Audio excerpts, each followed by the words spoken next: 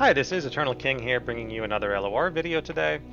So, I wanted to talk about some more of the new decks that have sprung up um, due to the new expansion.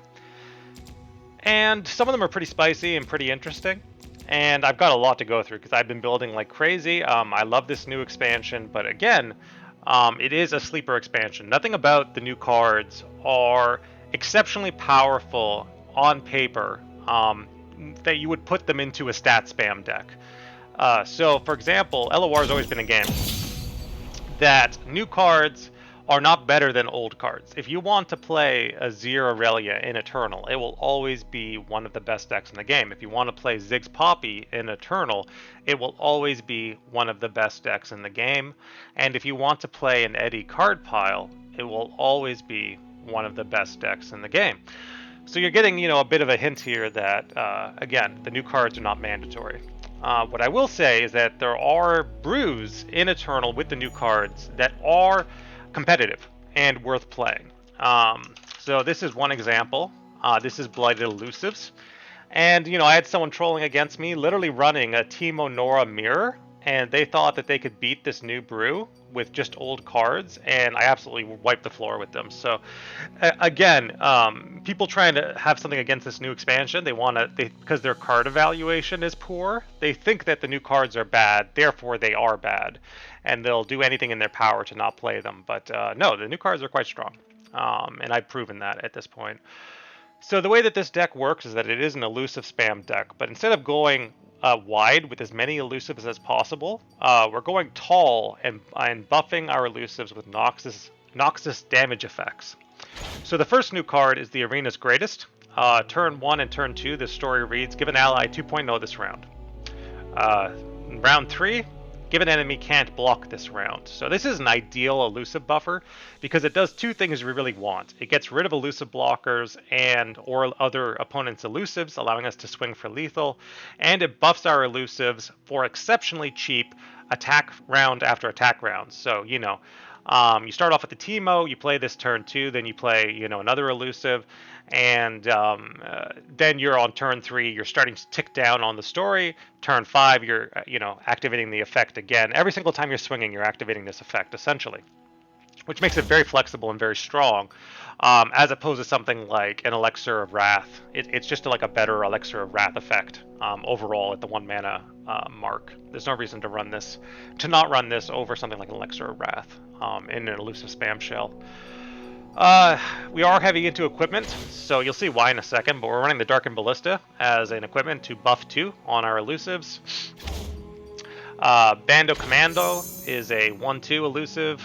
Gives us Hungry Owl Cats in case we need to block, but for mostly we're just interested in the elusive keyword here. Teemo, for obvious reasons, is a 1 mana elusive. We run Nora as well, 2 mana elusive that also gives us free blockers. Kelp Maiden is a 2-1 elusive that potentially allows us to do some hand disruption. Skip is a 1-2 elusive that allows us to do some hand disruption. And then everything else is just like more or less buffing the elusives that we have in the deck. So the other new card is Blighted Battle Axe. My bear didn't attack this round, granted Gloom. So again, with your elusives, you never want to block with them anyway. So jamming 3/3 free stats on them for 2 mana is insane for what this deck is trying to accomplish. It's a very fast elusive spam list. It goes off as quickly as humanly possible. It is superior to a lot of the older elusive spam lists, because it just does everything the old ones does, but it does it faster for tempo. Pokestick, again, it's burn. It's also removal of problematic units. So again, Pokestick is mandatory in every Vandal City deck, essentially.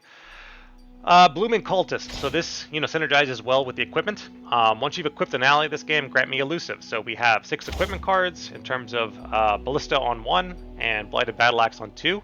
So it's very likely that Blooming Cultist is coming down with elusive. The other new card is Monstrous Eruption. Grow an ally's power or health to 5 this round. We're mostly interested in the power part. So basically it's 3 mana, deal 5 to the opponent's Nexus. Very, very powerful. Exceptionally powerful in terms of what it's trying to do in an elusive spam list. Noxian Fervor. When the opponent tries to remove our elusives, we just cash it in for 3 damage. And then Decimate being the final win condition of burn. This deck is fast, it's effective, and it's using Two of the new cards that were highly underrated. More variety decks that we'll be looking at right now. I want to talk about the new Eloy list. I think the new Eloy list is pretty spicy, and the reason for that is because Eloy has never existed in Shadow Isles previously. So this new card that is Karox is essentially enabling Eloy in terms of... I'm going to explain the way the deck works in a second, but just reading the card, it says whenever a non-tentacle ally dies, or last breath, spawn 2. So it's basically, you know, whenever a unit dies, you get free tentacles out of it. The big problem is, what are we trading in to get Eloy bigger and get our tentacles bigger? Like, what is the value trade there? Well, the answer is spiders. The only way to get value out of a card that generates 2 mana worth of value, because again, tentacles are evaluated at 2 mana because they're a 2/2 when they're coming out. So spawn 2 is the equivalent of 2 mana. Spiders are the equivalent of 1 mana.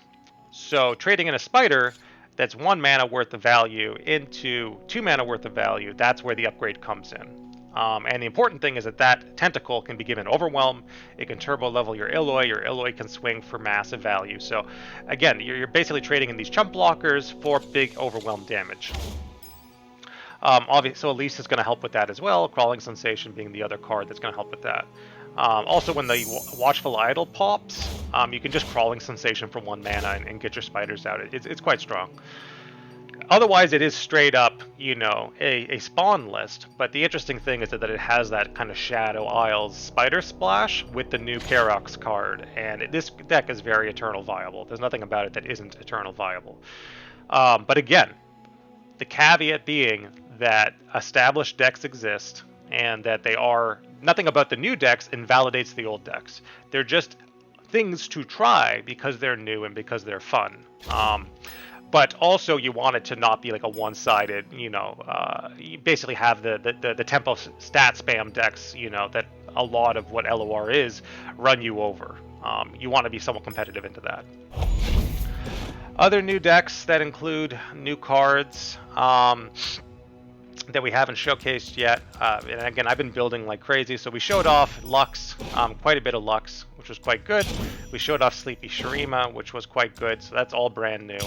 The other new deck is going to be Gloom. So very few people have talked about Gloom yet in any real respect. So Gloom being, you know, negative keyword spam, essentially. It's the opposite of Spirit, and I think it might actually be a little bit better than Spirit.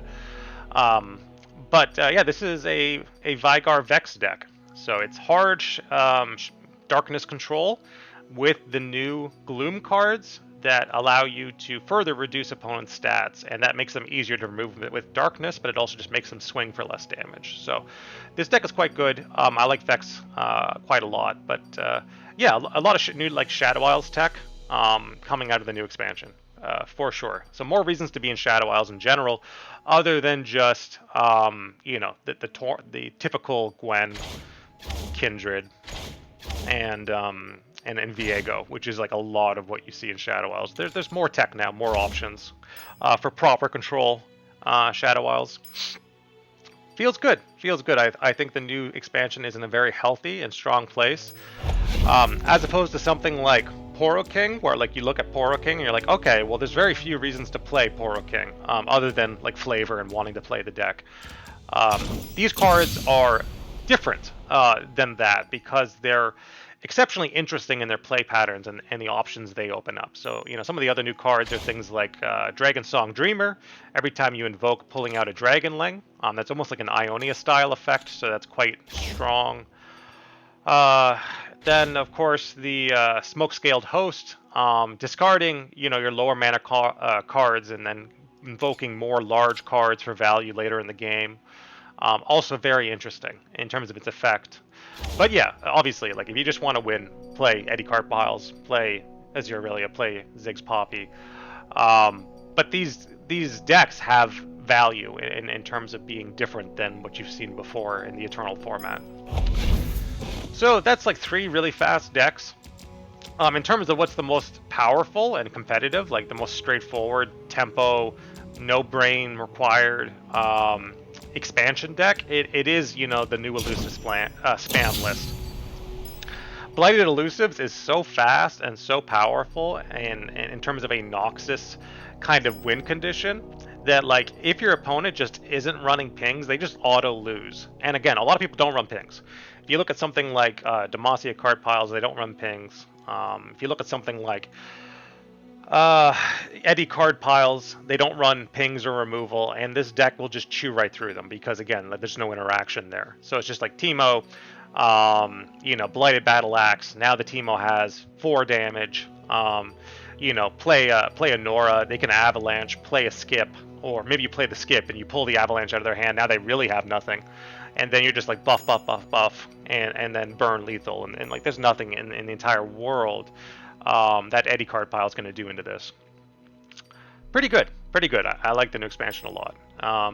And despite all the trolling and all the stuff that people are trying to do, where like, you know, streamers are playing the new cards and people come in and they're like, ha ha ha, this old deck is better. Well, it's like, A, the new lists aren't optimized yet, and B, no, not all of the old decks are better than the new decks in terms of what they're trying to accomplish. So give these new decks a shot. I think you'll be pleasantly surprised. This is Eternal King, signing out.